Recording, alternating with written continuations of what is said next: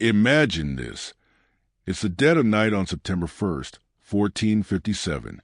A 52-year-old man stands alone atop Mount Tumanista, gazing down at the valley where 80,000 enemy soldiers lie sleeping in their tents. The campfires stretch for miles, their flickers resembling stars descending toward earth. In his hand, he commands just 8,000 men hidden in the forest behind him. The enemy is unaware of his presence, believing he's already been defeated, scattered to winds, or hiding in some distant mountain cave. One misstep, one sound, one mistake, and his small nation will vanish from the map forever. This man is Gurj Castridi, remembered in history as Skanderbeg, the dragon of Albania.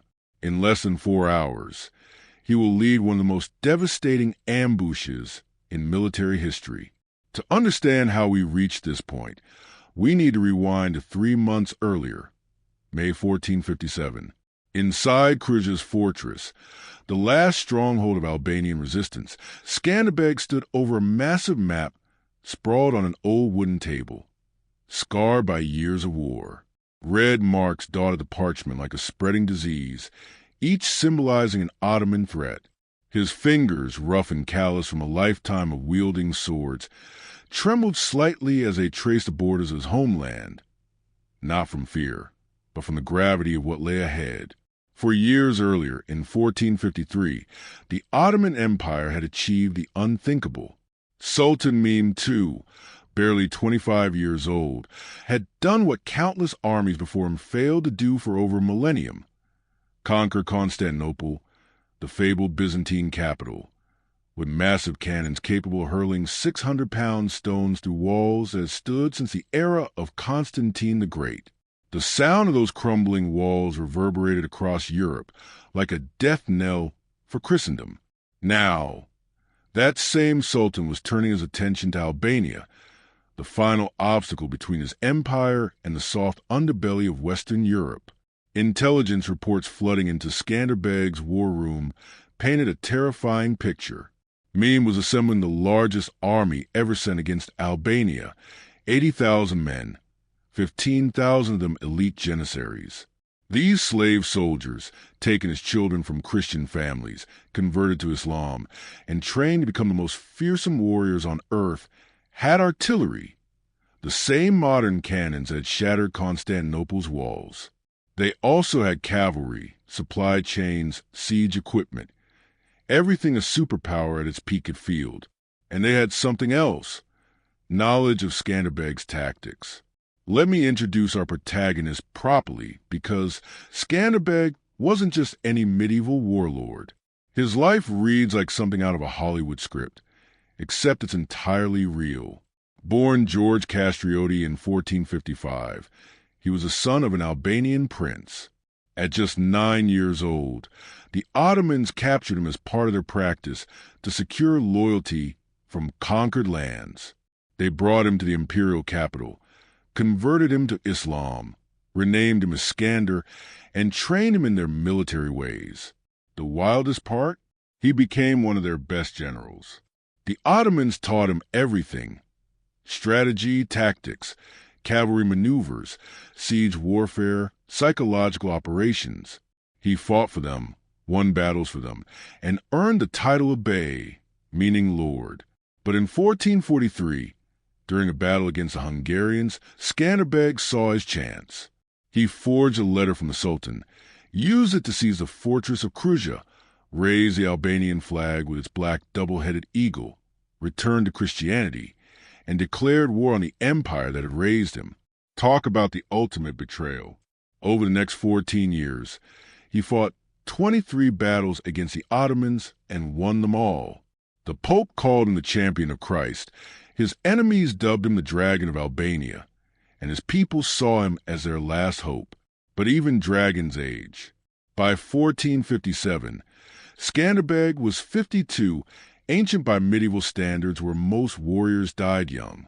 He'd fought for 40 years, and his body bore the marks of countless battles. 2 years earlier, in 1455, he suffered his first major defeat at the Battle of Berat, partly due to betrayal from his own nobles, who sided with the Ottomans.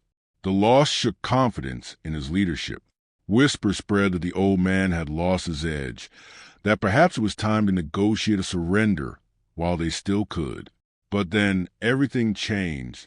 In 1456, Skanderbeg's wife, Donica, gave birth to a son, Joan Castrioti, a male heir. Hope for the future. At least that's what everyone thought. But another man was watching these events unfold with very different feelings.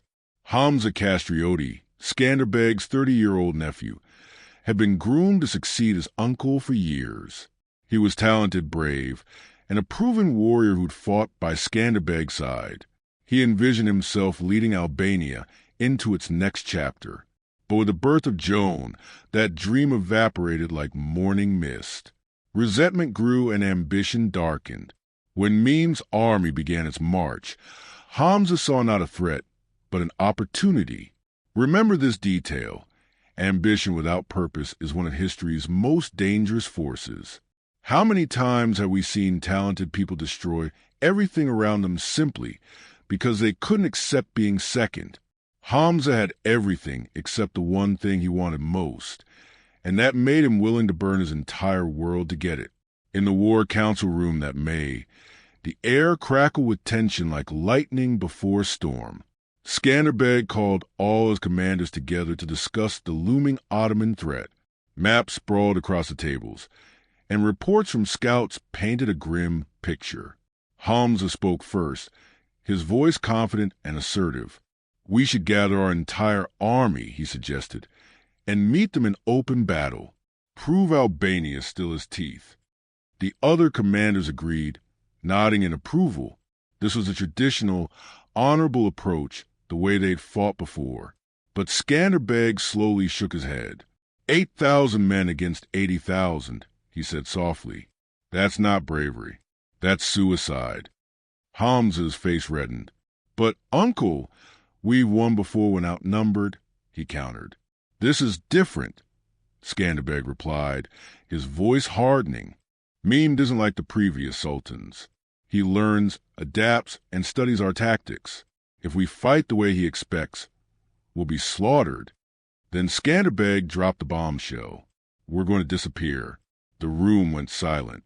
"What do you mean, disappear?" someone asked. "We'll split our army into small groups," Skanderbeg explained. "Hide in the mountains and avoid all confrontation. We'll make them think we've already lost, that our forces are deserted, that I've fled in disgrace. We'll become ghosts." The reaction was immediate and furious. Multiple commanders stood, shouting that this was cowardice, that they'd rather die with honor than hide like thieves. Hamza jumped to his feet, his face purple with rage. "You're destroying everything we've built. You're making us look like cowards. Our honor, our reputation, everything we've fought for." Skanderbeg's response was cold as ice. Honor doesn't protect villages from being burned. Reputation doesn't stop children from being enslaved. I'd rather be called a coward and keep Albania free than be called brave and watch it burn. Hamza stormed out of the room, slamming the door so hard that the frame splintered. That night, alone in his quarters, Hamza made his decision. The historical records don't reveal exactly what he thought, but we can piece it together from what happened next. He met with several other disillusioned Albanian nobles who shared his doubts about Skanderbeg's plan.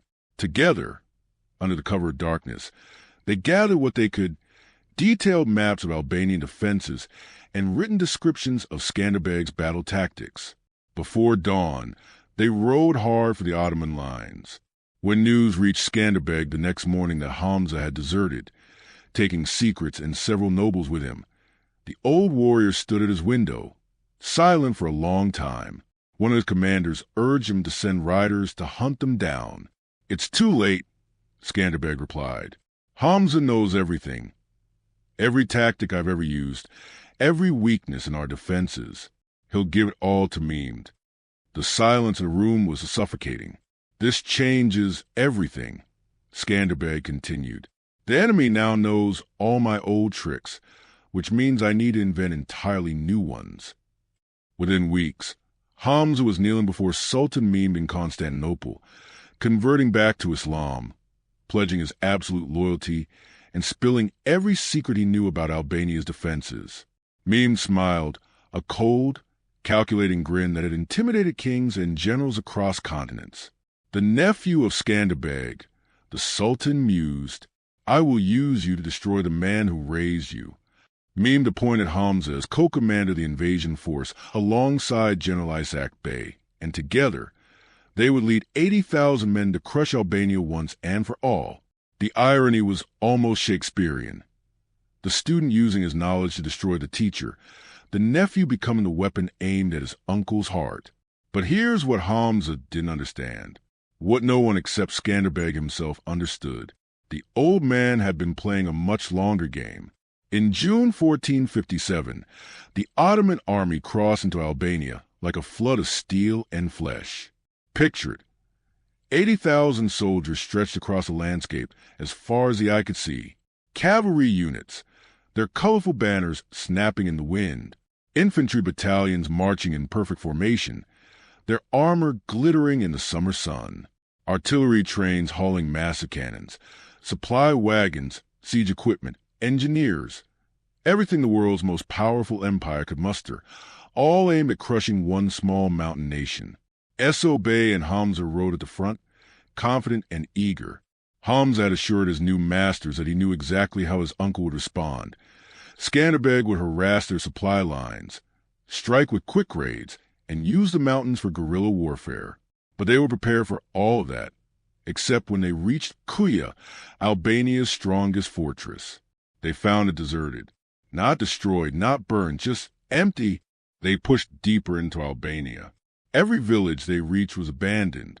Every fortress held only skeleton crews who fled at the first sight of the Ottoman banners. No army appeared to challenge them. No ambushes materialized in the mountain passes. Nothing. Just empty buildings and occasional glimpses of small patrol groups that vanished into hills before they could be engaged. Esso Bey was confused. Where are they? Where's the famous Albanian resistance? Hamza was equally baffled. My uncle has never fought like this before. He's always been aggressive, always taken the fight to the enemy. This doesn't make sense. They sent out scouts, professional trackers who could read signs invisible to regular soldiers. The scouts reported back with fragmented sightings. Small groups of Albanian soldiers were moving through the mountains, maybe 300 here, 400 there. No large formations, no supply trains, no identifiable command structure. It looked for all the world like Skanderbeg's army had simply vanished, deserted, or gone home. The great Albanian resistance had melted away like snow in spring. Hamza began to doubt himself. Had his defection broken his uncle's spirit? Had the old man finally accepted the fight was unwinnable? Part of him felt a twisted satisfaction. Another part felt an unexpected pang of disappointment. He'd expected his uncle to go down fighting, not just disappear. But let me show you what was actually happening on the Albanian side. This is where Skanderbeg's brilliance truly shines. His 8,000 soldiers had indeed split into more than 20 separate groups, each numbering between 300 and 400 men. But this wasn't desertion or collapse. It was the most disciplined operation of their lives. Each group had specific hiding spots deep in the forests and mountain valleys that Ottoman scouts could never find. They moved constantly, never staying in one place for more than 2 days. Strict orders were in place. No large fires visible from a distance, no unnecessary noise, and no engagements with Ottoman patrols unless survival depended on it. When Ottoman scouts did spot them, they saw exactly what Skanderbeg wanted them to see: small, disorganized bands of men who looked like stragglers from a broken army. The Albanian soldiers were furious with frustration. They were trained warriors, eager to defend their homeland. Yet here they were, hiding in forests like bandits while 80,000 enemies marched through their country unchallenged. Their commanders gave them one explanation: trust Skanderbeg. He has a plan. But even the commanders didn't know the full plan. Only Skanderbeg knew the whole picture, and he kept it close to his chest. This is where we need to pause and appreciate something. Skanderbeg was asking his men to do something that went against every instinct of medieval military culture. Warriors in that time lived and died by their reputation for bravery. Running away, even tactically, was considered shameful. Hiding was cowardly. Yet Skanderbeg convinced them to swallow their pride and trust him completely. That's leadership. It's a kind of trust that can only be built over years of proven success. By July, rumors had spread far beyond Albania's borders. Venetian merchants in the coastal city of Durrës sent dispatches to Venice, reporting that Skanderbeg had fled to mountains, that his army had disbanded, and that the Albanian resistance was finished. These reports made their way to Rome, to Naples, and to the Christian kingdoms that had looked to Albania as a buffer against Ottoman expansion. Pope Sixtus III read the intelligence with growing alarm. If Albania falls, he told his advisors, Italy is next. The path across the Adriatic will be wide open. But what could he do? Albania was far away, and even if he wanted to send help, it would take months to organize a relief force. By the time any aid arrived, it would be over. The Ottomans heard these same rumors and grew even more confident. Commanders who had once respected Skanderbeg's fearsome reputation now relaxed their guard. They began to believe what the evidence seemed to show, that the Dragon of Albania had been defanged without a single major battle.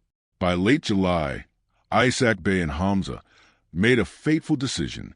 They would set up a major encampment at the plains of Albulena near the Ujabarda River, which translates to white water. It was an excellent strategic location, flat ground perfect for their massive army, close to Kruja, which they planned to besiege, access to fresh water from the river, and good sight lines in most directions. Hamza, drawing on his knowledge of his uncle's previous tactics, personally supervised the defensive arrangements. He ordered strong fortifications on the northern approaches, as that's where Skanderbeg had typically launched attacks in past campaigns. The western and southern flanks were also heavily fortified, but the eastern side, where Mount Tamanishta rose steeply above the plain, received only light security. Who would be crazy enough to attack downhill from a mountain? The terrain was too steep, too difficult. Any force trying to descend quickly would lose all formation and cohesion. It would be tactical suicide. Basic military doctrine said to secure your flanks and not worry too much about the mountains at your back. 80,000 men settled into camp, confident they'd already won without any real battle.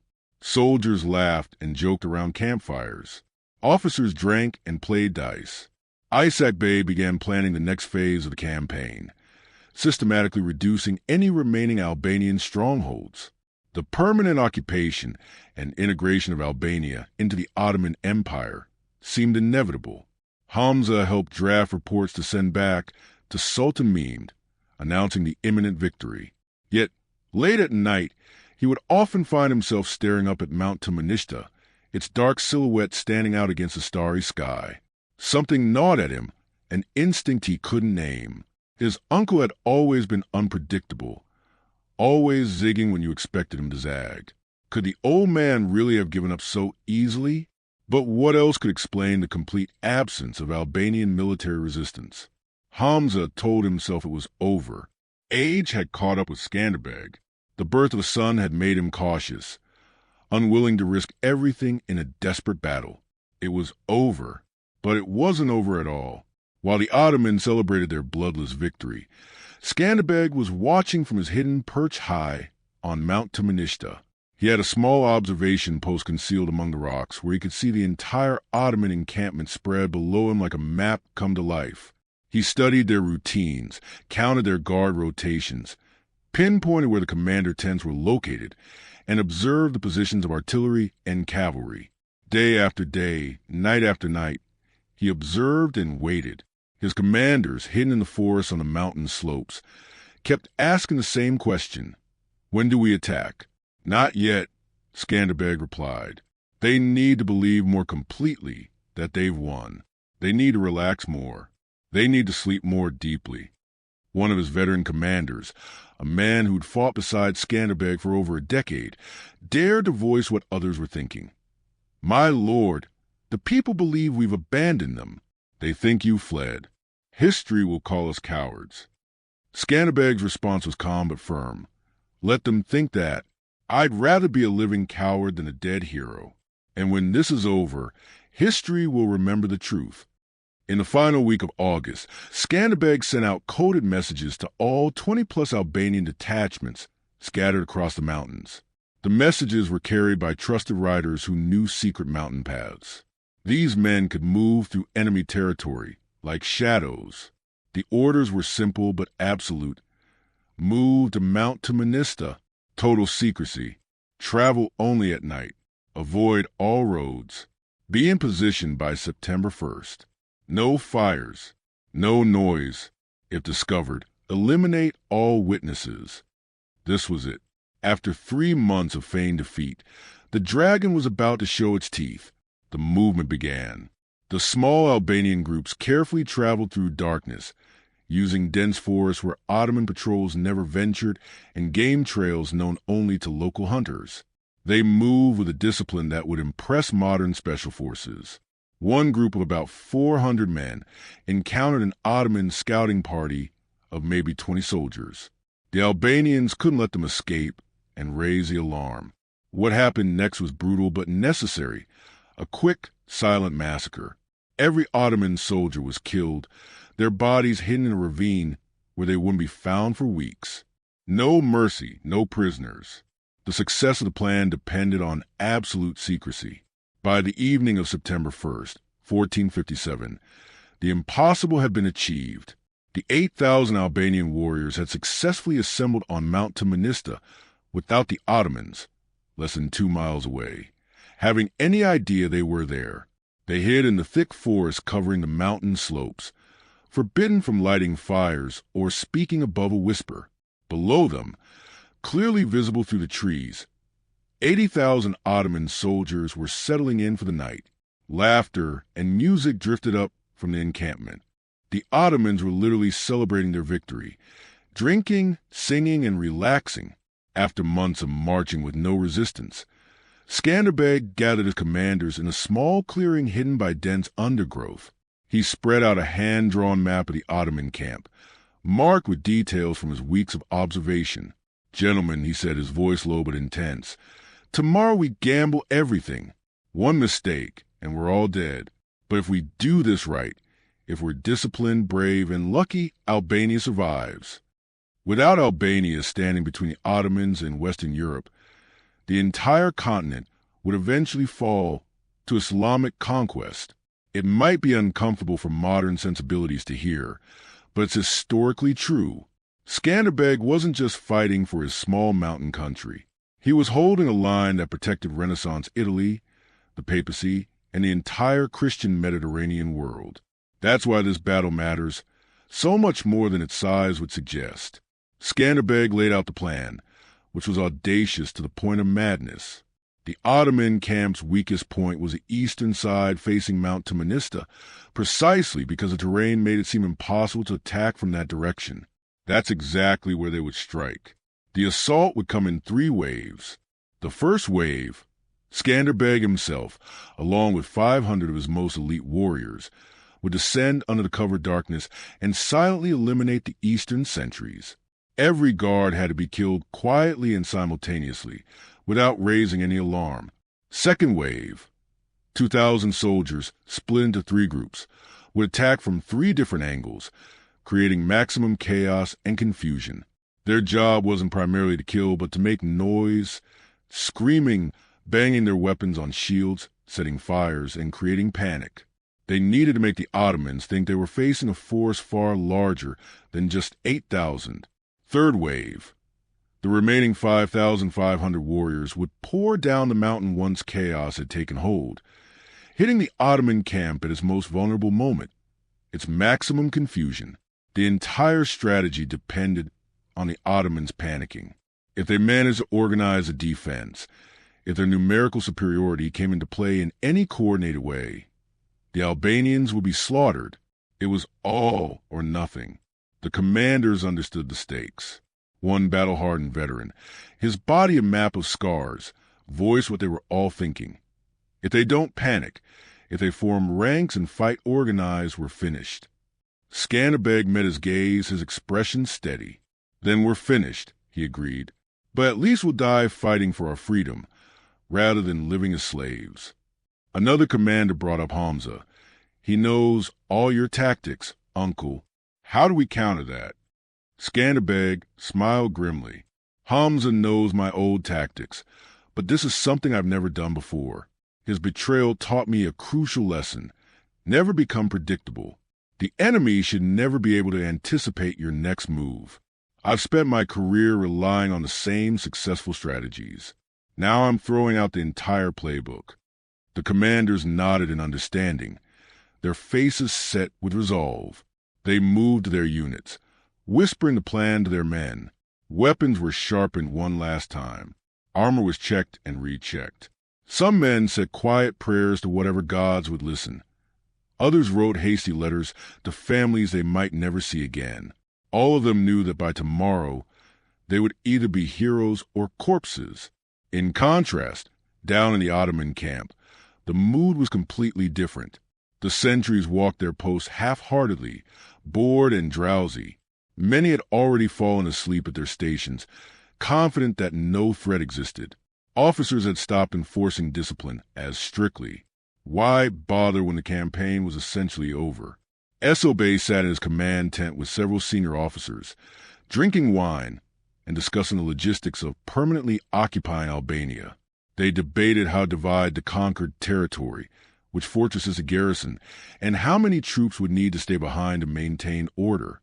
Hamza sat somewhat apart from the others, staring into his wine cup. He'd achieved his goal. He'd destroyed his uncle's resistance, proven himself to the Sultan, and secured his power and position. So why did he feel so hollow? Why did part of him keep expecting Skanderbeg to do something unexpected? He stood up and walked outside, looking up at the dark mass of Mount Tumanishta. For just a moment, he could have sworn he saw a movement in the trees. But no, it must have been his imagination. No one could hide an army up there for months. No one could descend that slope in attack formation. His uncle was gone, defeated not by arms, but by simple mathematics and inevitable reality. Hamza returned to the tent and drank more wine, trying to silence the doubt whispering in the back of his mind. At 3 a.m. on September 2nd, Skanderbeg gave the signal. 8,000 men began moving down the mountain in absolute silence. This is one of those moments in history that should have been impossible, but actually happened. Imagine trying to move 8,000 armed men down a steep mountain slope in pitch darkness without making any sound that would alert sentries less than a mile away. Every step had to be carefully placed. Armor had to be wrapped to prevent clanking. Weapons had to be secured. One rolling stone, one snapped branch, one cough or stumble could alert the Ottoman sentries and ruin everything. Skanderbeg had threatened execution for anyone who made noise, and he meant it. This wasn't cruelty, it was necessity. The lives of everyone depended on absolute silence. They descended through the darkness, guided by experienced mountaineers who knew these slopes intimately, leading soldiers who trusted them completely. Sweat poured down their faces despite the cool night air. Hearts hammered. Breathing came in short, controlled gasps. Every man was acutely aware that they were participating in something historic, something that would be remembered for centuries if they succeeded or forgotten in oblivion if they failed. By 4:30 a.m., the Albanian forces had reached their staging positions, about 200 yards from the Ottoman camp. The three groups of the second wave split off, circling to approach from the north, southeast, and northeast. Skanderbeg and his 500 elite fighters crept even closer until they were within 50 yards of the eastern sentries. The old warrior's heart pounded in his chest, but his hands remained steady. This was what he'd been born to do. He'd spent 43 years preparing for this moment. Everything he had learned, every battle he fought, and every lesson the Ottomans themselves had taught him when they raised him as their general, it all came down to the next few hours. He counted 6 sentries, visible in the pre-dawn gloom. Most were sitting, heads nodding. 2 appeared completely asleep. Skanderbeg signaled to his men. Wait for 5 o'clock. Wait for the darkest moment, just before dawn, when human awareness is at its lowest. Even when awake, men's senses are dulled by fatigue and the expectation of nothing happening. At 5 a.m., the sky was still dark, but the first faint light of dawn began to show. Skanderbeg gave the signal. 50 of his finest warriors, men who could move like shadows and strike like venomous snakes, advanced with daggers drawn. They moved with the stealth of stalking predators. The first sentry was dead before he even knew what hit him. A hand covered his mouth as a blade slid between his ribs. His body was gently lowered to the ground and hidden in the bushes. The second, third, fourth, and fifth sentries were eliminated in perfect silence. Each death occurred within a span of just 2 minutes. Professional, brutal, and absolutely necessary. 5 down, 1 to go. But the sixth sentry, the one who would change everything, happened to turn at the exact wrong moment. He was young, no older than 19, rubbing sleep from his eyes as he looked around at his fellow guards. And then he found himself face to face with Skanderbeg, the infamous dragon of Albania, the man who was thought to be scattered and defeated, standing only 10 feet away with a blood-stained dagger in his hand. For a split second, the young sentry's mind couldn't comprehend what he was seeing. Then his eyes widened with a mix of terror and realization. His mouth opened, and he screamed at the top of his lungs, "Skanderbeg! Skanderbeg is here!" That scream shattered the night like glass. Skanderbeg lunged forward, but the young man was already running toward the camp, still shouting the alarm. He made it maybe 20 yards before an Albanian blade silenced him, but the damage had already been done. The camp was awake. Voices rose in confusion. Skanderbeg froze for a critical second, watching his entire plan begin to unravel from that one unlucky moment. Originally, the strategy had called for all 3 waves to be in position before the attack began, but now they had been discovered too early. If Skanderbeg waited for the remaining forces to reach their positions, the Ottomans would have time to form defenses. But he attacked now with just his 500 men, while 80,000 enemies were waking up.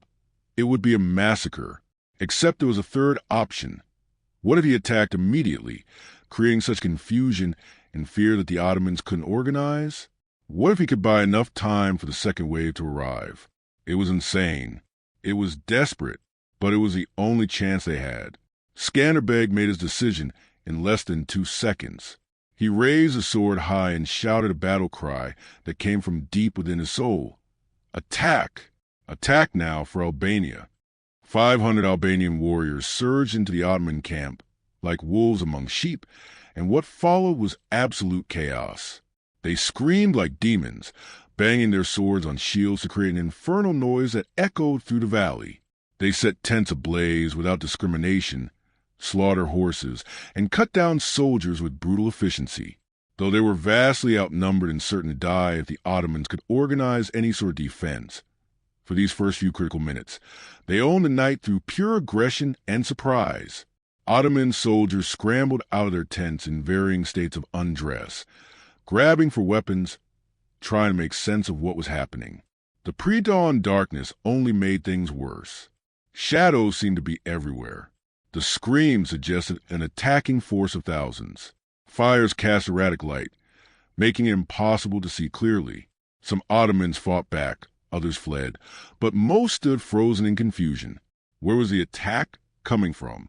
How many attackers were there? What was going on? Skanderbeg himself fought like a man possessed, his sword rising and falling in deadly arcs. He targeted tent after tent, spreading as much destruction as possible.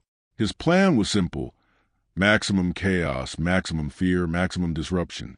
He wanted them to believe they were under attack by a much larger force, making them panic before their superior numbers could be effectively mobilized. The Ottoman alarm horns began blaring, their brassy notes cutting to the clash of weapons and screams. Hamza jerked awake in his tent, instantly alert, his soldier's instincts kicking in. He grabbed his sword and rushed outside, and the sight that met him froze his blood. Fires were burning across the eastern quarter of the camp. People were running, shouting, screaming. The unmistakable battle cry of Albanian warriors, a sound he knew all too well from years of fighting beside them. Isach Bey emerged from his command tent, shouting orders. Hamza ran to him, his face pale with realization. "It's my uncle," he yelled over the noise. "It has to be." "But how?" Isach Bey's face twisted in disbelief and rage. "You said he was scattered. You said his army had deserted." "This is just a raid," Hamza insisted, but doubt gnawed at him.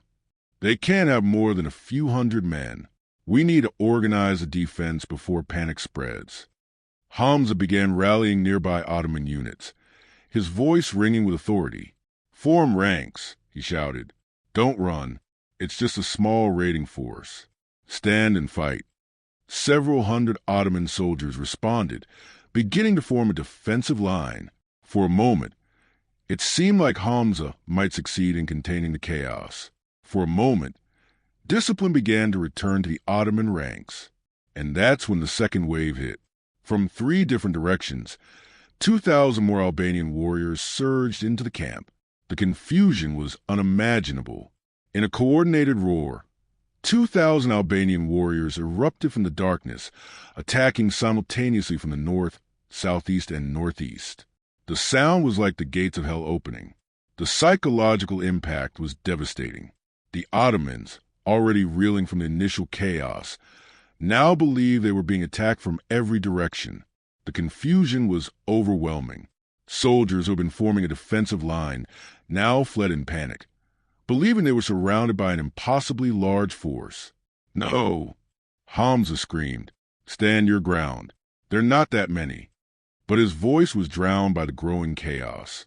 Across the battlefield, Hamza spotted Skanderbeg, his uncle, cutting through Ottoman soldiers with the ease of a man half his age, met his gaze from across the carnage. Hamza's stomach twisted. It was happening again. Somehow, impossibly, Skanderbeg had turned the tide. "Uncle," Hamza screamed, though he knew Skanderbeg couldn't hear him. "You can't win. Even with surprise, you're still outnumbered 10-1. But as he said it, Hamza realized something. Raw numbers didn't matter. What mattered was that the Ottomans thought they were losing. What mattered was panic. Esso Bey, meanwhile, was scrambling through the camp, trying to rally his commanders, trying to restore order. But it was like trying to stop a flood with bare hands. More Ottoman soldiers ran westward, throwing down their weapons in their haste. Officers who tried to stop the retreat were trampled. The camp, once secure, was descending into utter chaos. And then Skanderbeg unleashed his final surprise. From Mount Tumanishta, the remaining 5,500 Albanian warriors surged down the mountain in a massive wave. They had been holding position, waiting for this moment. Now they threw stealth aside. They came like an avalanche, roaring weapons raised, an unstoppable flood of fury, descending on the Ottoman camp. From the Ottoman perspective, it must have seemed like the arrival of a completely fresh army. How many attackers were there? 10,000? 20,000? 50,000? In the darkness and confusion, it was impossible to tell. Skanderbeg had created the perfect storm. A surprise attack at the darkest hour, multiple simultaneous assaults from different directions, fires and smoke obscuring visibility, and the terrifying sight of warriors pouring down an impossible mountain. And above all, the complete collapse of Ottoman command. The battle, if it could even be called that, became a rout. The Ottoman army, 80,000 strong, the pride of an empire that had conquered Constantinople, simply disintegrated. Entire units fled without firing a shot. Cavalry abandoned their horses. Artillery crews left their guns. Supply wagons were overturned and looted. The pre-dawn darkness only magnified every fear, turning every shadow into a potential threat. Albanian warriors, who had spent months in hiding, now fought with a fury of vindication. Each blow they struck was for their families, for their villages, for their freedom. They tore through Ottoman formations too shocked to resist. Skanderbeg was everywhere, rallying his men, directing the assault, his presence inspiring them to impossible feats. At 52, he fought with the skill and stamina of a younger man. Blood soaked his armor, but his sword arm never tired. His voice cut through the chaos, directing and commanding. Hamza, meanwhile, was fighting for his life, battling his own former comrades. He killed 3 men, and wounded 2 more, but was pushed steadily back by the relentless Albanian assault. He searched for Skanderbeg through the melee. Part of him wanted to face his uncle one last time, to prove that his betrayal had not been cowardice but ambition, to show that he was still a warrior worthy of respect. Finally, he saw Skanderbeg across the battlefield. Their eyes met. Hamza fought his way toward his uncle, cutting down anyone who got in his path. "Why won't you just die?" he screamed, his voice breaking. "Why do you always win?" Skanderbeg's response was quiet, almost sad, but it reached Hamza clearly through the chaos. "Because I fight for something bigger than myself. That's what you never understood." And then they fought, uncle against nephew, experience against youth, discipline against desperation. Hamza, a skilled warrior in his own right, trained by the same Ottoman masters who had trained Skanderbeg decades earlier, was good, very good, but Skanderbeg was better. He deflected Hamza's aggressive strikes, countered with precise cuts that forced his nephew to retreat. As Hamza spun to parry an incoming attack, an Albanian warrior rushed in from his blind side. Hamza tried to defend himself, but it left him open to Skanderbeg's strike. The old warrior's fist crashed into Hamza's jaw with brutal force. Hamza's sword flew from his hand as he collapsed to the ground, the impact knocking the wind out of him. Before he could recover, Skanderbeg's boot pressed down on his chest, and the point of his sword, the dragon sword, rested at his throat. For a long moment, they stared at each other, nephew looking up at uncle, both panting hard, while the battle raged around them. "Kill me," Hamza said, his voice strained. "I deserve it." Skanderbeg looked down at the young man he had trained, the warrior he had loved like a son. For a long while, Skanderbeg didn't speak, his eyes searching his nephew's face, torn between love and betrayal. "No," he said finally, "I want you to live. I want you to see Albania survive despite your betrayal. I want you to live with what you've done." He gestured to his men. "Take him. Bind him. He's a prisoner now." As Albanian warriors moved forward to drag Hamza away, his eyes never left his uncle's face. Whether he felt shame, regret, or rage, we may never know. History doesn't record Hamza speaking again. He was sent to Naples as a prisoner, tried for treason against Christendom, and then vanished from history's pages. Some accounts suggest he died in prison. Others claim he was quietly executed. Either way, the nephew who betrayed the dragon of Albania became a footnote in history, while his uncle became immortal. By the time the sun rose fully over plains of Albina, the battle was over. 15,000 Ottoman soldiers lay dead on a field that had once been thought secure. Another 15,000 had been captured, their weapons taken, their pride shattered. 24 battle standards of the Ottoman Empire, symbols of power and authority, were now in Albanian hands. Mountains of weapons, armor, food, and supplies, everything the Ottomans had brought for their campaign of conquest, were now spoiled for Skanderbeg. Esso Bey, who had managed to escape with about 10,000 men, was leading a broken force, retreating in disarray toward Ottoman territory. The remaining Ottoman soldiers, another 25 to 30,000, had scattered into the Albanian countryside, where they were hunted down over the following weeks. The Ottoman army that had been sent to crush Albania had been utterly destroyed by a force only a tenth its size. The plain of Albulena, where the Ujabarda River flowed, was so soaked with Ottoman blood that locals began calling it the River of Blood. The water ran red for days. Even centuries later, Albanian historians marked this battle as the greatest military victory in their nation's history. Skanderbeg stood amid the carnage as the morning sun illuminated the full extent of the victory. His armor was stained with blood, his body exhausted to the core, but his eyes were alight with fierce triumph. One of his commanders approached him, grinning like a madman. "My lord," the commander said, "we did it. We actually did it. The greatest victory ever." But Skanderbeg's face was somber. "How many of our men did we lose?" he asked quietly. "About 800, my lord," the commander replied. Skanderbeg closed his eyes in pain. 800 Albanian families would be mourning sons, fathers, and brothers. 800 funerals to attend. 800 widows to console. He looked out over the field littered with Ottoman dead, his voice low. They were someone's sons too, someone's fathers and brothers. War is never something to celebrate. We fight it when we must, and we mourn what it costs, even when we win. The commander nodded solemnly, sobered by his leader's words. They began the grim task of identifying their own dead, treating the wounded, securing prisoners, and gathering the staggering amounts of war material the Ottomans had left behind. By any objective measure, this was one of the most lopsided military victories in medieval history. Historians who study this battle, even those inclined to be skeptical of legendary accounts, cannot find any reasonable explanation other than the simple truth. Skanderbeg's strategy was flawless, and his execution was perfect. Now, think about what this victory meant in the broader context of world history. This isn't just an obscure medieval battle that matters only to Albanians.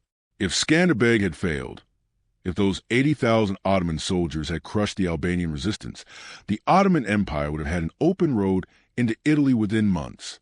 Venice, already struggling with Ottoman naval power in the Mediterranean, would have faced invasion from both sea and land. The Papal States, the center of Catholic Christianity, would have been directly threatened. Renaissance Italy, the birthplace of the Cultural Revolution that would transform Europe, would have faced an existential threat. It's not a stretch to say that the Renaissance might have never happened, or at least not in the same way, if Skanderbeg had failed. Leonardo da Vinci was 3 years old when this battle took place. Michelangelo wouldn't be born for another 18 years. The Renaissance, that monumental cultural and intellectual movement, was just beginning to flower in Italy, and owed part of its existence to the fact that Skanderbeg held the line against Ottoman expansion. That's not speculation. That's a fact acknowledged by historians across the political spectrum. The Ottoman Empire in 1457 was the most powerful military force on earth, and they were stopped cold by a 52-year-old man who refused to give up his homeland without a fight. When news of the defeat reached Constantinople weeks later, Sultan Mehmed reportedly went into a towering rage. He had conquered the legendary city of Constantinople. He had crushed Byzantine resistance that had held for over 1,000 years. He had expanded his empire across 3 continents. And yet he had been utterly humiliated by an old man with a tiny army in the mountains of Albania. How was this possible? Historians still marvel at the audacity of Skanderbeg's strategy, his ability to outthink and outmaneuver the Ottoman forces, despite being vastly outnumbered, has become the stuff of legend.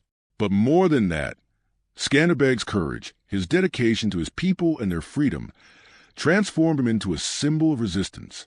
He wasn't just a military leader. He was a living testament to the power of will against overwhelming odds. His victory not only saved Albania, but it also delayed the Ottoman conquest of Europe for decades.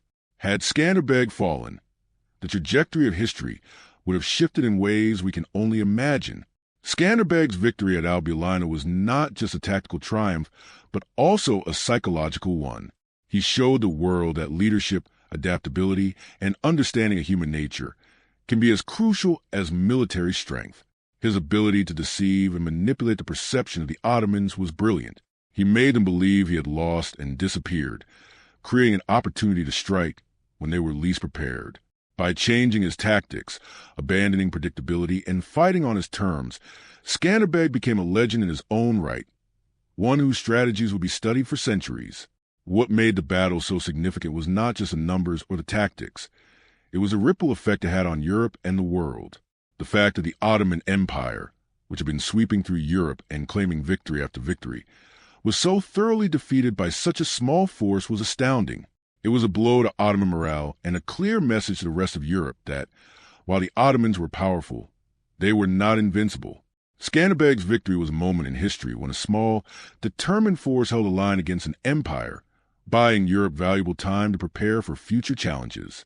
Even after Skanderbeg's death, the legacy of his victory remained a rallying point for the Albanians and the wider Christian world. The resistance he spearheaded continued to inspire generations of fighters. His name became synonymous with defiance and resistance against tyranny. The impact of his leadership was felt far beyond the borders of Albania. European kingdoms, including Venice and Naples, celebrated his victory, and even the Pope recognized his importance, naming him Athleta Christi, or Champion of Christ. The military genius of Skanderbeg was acknowledged by historians, and even his Ottoman enemies respected him. The story of his life and battles would go on to influence military strategy for centuries.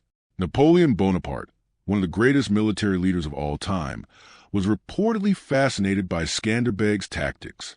Historians like Franz Babinger have called the Battle of Albulena one of the most brilliant ambushes in military history. While Skanderbeg's death in 1468 marked the end of his personal struggle for Albania's independence, the symbolism of his victory lived on. His emblem, the double-headed eagle, remains the national symbol of Albania to this day. Skanderbeg's legacy is so enduring that in 2005, the United States Congress honored him as a military genius and a defender of Western Europe.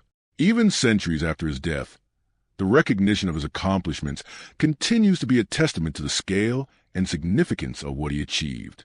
Skanderbeg's story is one of resilience and brilliance against all odds, a reminder that courage, strategic thinking, and a deep understanding of the human psyche can sometimes be even more powerful than raw military might. It's a story that transcends time, inspiring anyone who stands against overwhelming odds to remember that even the smallest forces, when led by genius and determination, can change the course of history. He kept his people free against an empire that conquered half of Europe and the Middle East. He did it through a combination of brilliant tactics, iron discipline, personal courage, and strategic thinking that was far ahead of his time. The lessons drawn from the Battle of Albulena are just as relevant today as they were then, and they go far beyond just military strategy. First, numbers don't guarantee victory. History is full of examples where a smaller, better prepared, more motivated, and more cleverly led force overcame a larger and seemingly superior opponent. From the Spartans at Thermopylae to the Americans during their revolution to modern guerrilla warfare, this principle is universal. Skanderbeg understood that a well-coordinated and disciplined force could defeat an enemy that relied purely on numbers. Second, psychological warfare is just as powerful as physical force. Skanderbeg won the battle long before the first sword was drawn, by first convincing the Ottomans that they had already won. The Ottomans were lulled into a false sense of security, which allowed Skanderbeg to surprise them when they least expected it.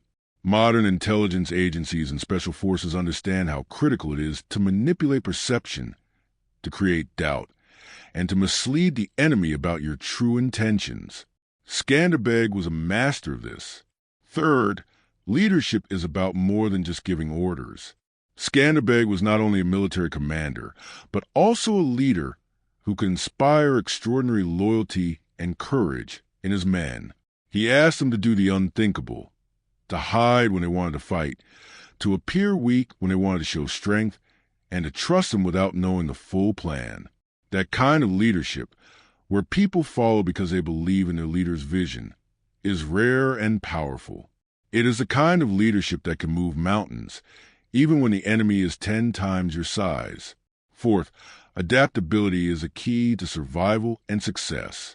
Skanderbeg, who had spent decades using the same tactics that had been successful in the past, didn't hesitate to throw those out when the situation demanded something new. Many leaders fail because they cling to old strategies that worked in the past, only to be caught off guard when circumstances change. Skanderbeg understood that the only way to deal with an evolving threat was to be flexible, to be willing to evolve with the times. His adaptability turned the tide in ways that conventional thinking couldn't have predicted. Fifth, one person really can change the course of history. If Skanderbeg had surrendered, if he had accepted that his small nation couldn't stand against the Ottoman Empire, Albania would have fallen in 1457. But instead, he fought and bought Europe more than 2 decades of time. His resistance bought Western Europe time to strengthen its defenses, to recognize the Ottoman threat, and to prepare for the challenges ahead. These 21 years of independence allowed Renaissance Italy to grow, gave European kingdoms time to form alliances, and gave the West the breathing room it needed to eventually push back against the Ottomans. Some may argue that this analysis leans too heavily in favor of Christian Europe or is too critical of the Ottomans, but let's clarify something. Skanderbeg's resistance wasn't about promoting one culture or religion over another. It was about self-determination, about preserving the independence and cultural integrity of his people. The Ottoman Empire, while remarkable in many ways, was also an empire that relied on conquest, forced conversion, and the subjugation of its people. Skanderbeg fought to protect his homeland from being subsumed by that empire and to preserve the unique identity of his people. Whether you share his religious views or not, that fight for freedom, for self-determination, and for the right to remain independent is a universal cause that transcends time and place. It's important to consider the historical context without automatically framing it in terms of imperialism or colonialism. Albania, under Skanderbeg, wasn't looking to conquer other lands. It was defending its own. The Albanians weren't trying to build an empire. They just wanted to preserve their homeland and their way of life. This was a defensive war, which is widely recognized as a justified cause in most ethical frameworks. Skanderbeg's cause was not about imperialism. It was about stopping it. And while the Ottomans weren't evil, they were aggressors in this case. Moreover, Skanderbeg wasn't a saint. He was a warrior who lived in a violent and brutal time, and he had to make ruthless decisions to secure his nation's survival. But he was fighting for a cause that was just defending his people against foreign invasion, protecting their culture, and ensuring their freedom. That cause, regardless of the context, is worth celebrating. Another fascinating detail that speaks to Skanderbeg's character and strategic mind was his handling of the spoils of war after the Battle of Albulena.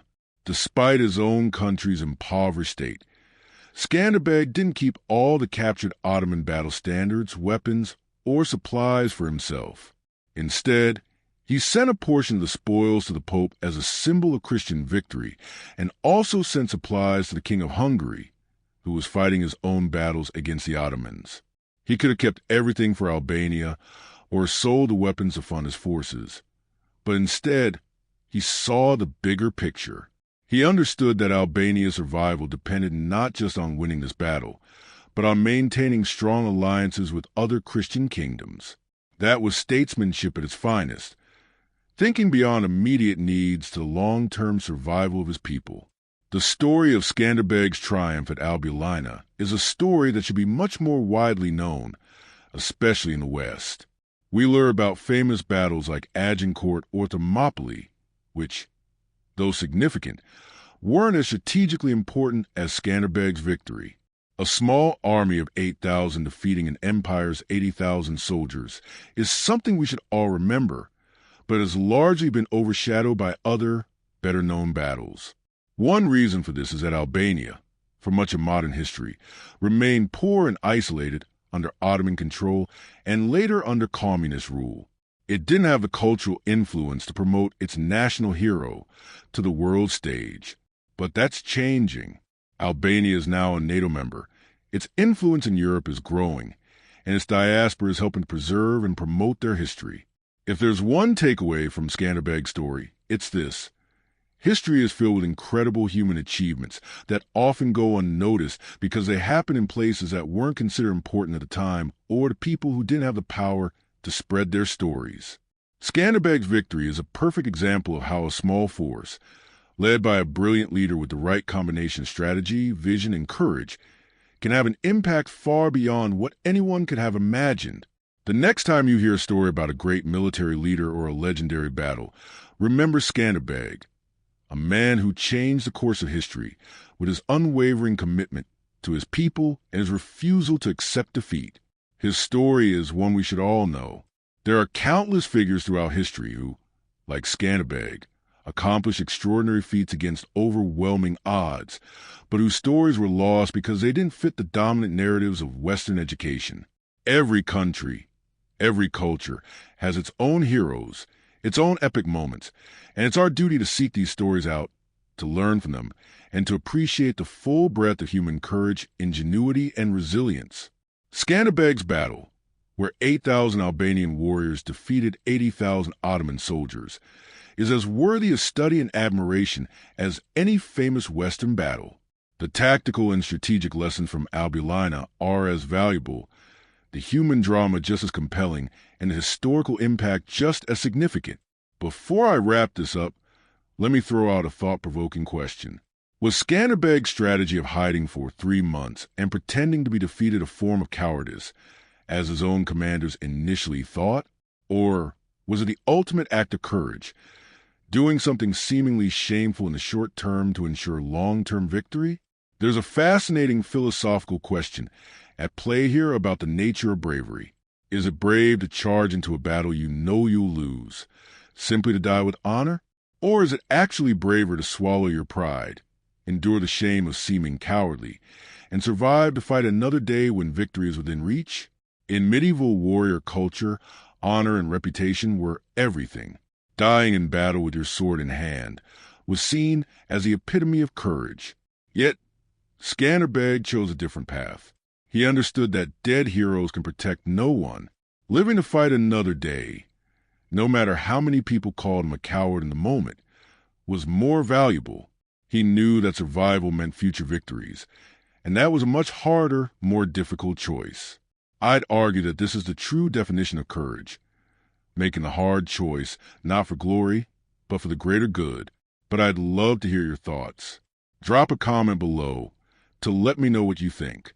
Now, let's take a moment to reflect on what happened to Albania after Skanderbeg died. It's a tragic epilogue to an inspiring story. His son, Gon, tried to continue his father's resistance, but Gon was only 12 years old when Skanderbeg died. He didn't have the same tactical genius or leadership qualities that made his father so extraordinary. Without Skanderbeg to unite them, the Albanian nobles fell into petty rivalries and power struggles, undermining their ability to resist the Ottoman invasion. The Ottomans, having learned hard lessons from decades of fighting Skanderbeg, returned with overwhelming force and systematic strategies. They bribed nobles, built networks of collaborators, and employed divide-and-conquer tactics. By 1478, most of Albania was under Ottoman control. Many Albanians converted to Islam in the following centuries, though a significant minority remained Christian. Albania would remain part of the Ottoman Empire for over 400 years until the empire's collapse in the early 20th century. After Albania declared its independence in 1912, it faced Italian invasion in the 1930s, Nazi occupation during World War II, and a brutal communist dictatorship under Enver Hoxha from 1945 to 1985. It's only been in the last few decades that Albania has begun to achieve the kind of free, democratic, independent existence that Skanderbeg fought for. When modern Albanians look at their flag, with its double-headed eagle, they are seeing Skanderbeg's personal battle standard. The eagle has become a symbol of Albanian identity, independence, and resilience. When Albanians speak of their national identity, they are channeling the spirit of Skanderbeg, the dragon who refused to surrender even when surrender seemed like the only rational choice. There's something profoundly moving about this kind of historical continuity. The fact that a man who died 550 years ago still shapes the values and identity of a living nation is a testament to the enduring power of his choices and his sacrifice. Skanderbeg's decision to fight, despite having the opportunity to live comfortably under Ottoman rule, is a striking reminder of what true courage looks like. He had been a successful general in the Ottoman army. They would have welcomed him back with open arms, offering him wealth, power, and security. Yet he chose 25 years of constant warfare, constant stress, constant danger, because he believed freedom was worth more than comfort. His 25 years of resistance gave Albania an extra 21 years of independence. Those 21 years allowed Europe to prepare for the Ottoman threat, giving the West a crucial window to strengthen its defenses. This is the power of individual choice in history. Skanderbeg didn't just fight for his homeland. He fought for the survival of Western Europe. What's truly remarkable is that we often fail to recognize the significance of individual choices in history. We tend to see historical events as a result of impersonal forces, economics, empires, cultural shifts, or the ebb and flow of time. But history is shaped by the decisions of people who, at critical junctures, choose to act in defiance of those forces. Skanderbeg understood that he couldn't win alone, but his courage and sacrifice bought enough time for others to join the fight. This small act of resistance became a spark that lit the flames of European resistance to Ottoman expansion. What Skanderbeg's legacy teaches us is that we can all make a difference, even when the odds are stacked against us. If he had given up, Albania would have fallen in 1457, but instead he fought, and in doing so, bought Western Europe time to prepare. That time had a huge impact on the future of Europe and on world history. Skanderbeg's story reminds us that, even as individuals, we have the power to change the course of history with the choices we make. His victory in the Battle of Albulena, against overwhelming odds, proves that genius, courage, and strategic thinking can trump brute force. If you found this story as fascinating as I did, and if you've learned something new today or felt inspired by Skanderbeg's example, I'd ask you to do a few things. First, hit the subscribe button and turn on notifications so you don't miss future deep dives into history's most incredible battles and forgotten heroes. Your subscription supports this channel and helps me continue to share stories like Skanderbeg's. Second, share this video with someone who appreciates military history, underdog stories, or tales of human courage and ingenuity. This story deserves to be more widely known. Help me spread the word. Third, leave a comment telling me which historical battle or figure you'd like me to cover next. There's so many amazing stories out there waiting to be told, and I want to hear which ones resonate most with you. The Battle of Albulena happened 567 years ago, but its lessons are timeless. Never underestimate the power of strategic thinking over brute force. Never assume that numerical superiority guarantees victory. Never become so predictable that your enemies can anticipate your every move. Never give up just because the odds are against you. And never forget that one person, one leader, one moment of genius and courage can change the course of history. Skanderbeg understood all of this. That's why he won. That's why we remember him. That's why his story still matters today. Thanks for watching, and I'll see you in the next video, where we'll dive into another battle that changed the course of history.